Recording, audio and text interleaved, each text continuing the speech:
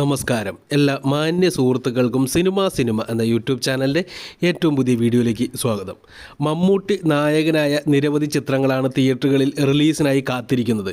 അതുപോലെ തന്നെ അദ്ദേഹത്തിൻ്റെ റിലീസുകളും ഇപ്പോൾ സജീവമായിട്ട് നടന്നുകൊണ്ടിരിക്കുന്നു.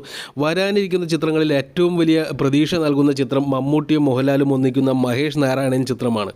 ഇങ്ങനെ മമ്മൂട്ടി ആരാധകർക്ക് ആലോചിക്കാൻ നിരവധി സിനിമകളുള്ള സമയത്ത് മമ്മൂട്ടി ആരാധകനായിട്ടുള്ള ഒരു ബംഗാളിയുടെ കഥ പറയുന്ന ചിത്രം അടുത്ത മാസം റിലീസിനെത്തുകയാണ്. കൃത്യമായിട്ട് പറഞ്ഞാൽ ജനുവരി 3-ാം തീയതി ചിത്രത്തിൻ്റെ റിലീസിംഗ് പ്രഖ്യാപിച്ചിരിക്കുകയാണ്. മിസ്റ്റർ ബംഗാളി എന്നുള്ള പേരിലാണ് ചിത്രം നമുക്ക് മുന്നിലേക്ക് എത്തുന്നത്.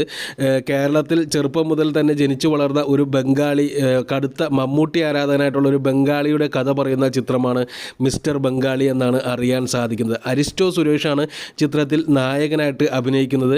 ചിത്രത്തിൻ്റെ ട്രെയിലർ യൂട്യൂബിൽ ലഭ്യമാണ്. ട്രെയിലർ കണ്ടിട്ട് അത്യാവശ്യം കാശ് മുടക്കി തന്നെ പിടിച്ചിരിക്കുന്ന ഒരു ചിത്രമായിട്ടാണ് ഫീൽ ചെയ്യുന്നത്.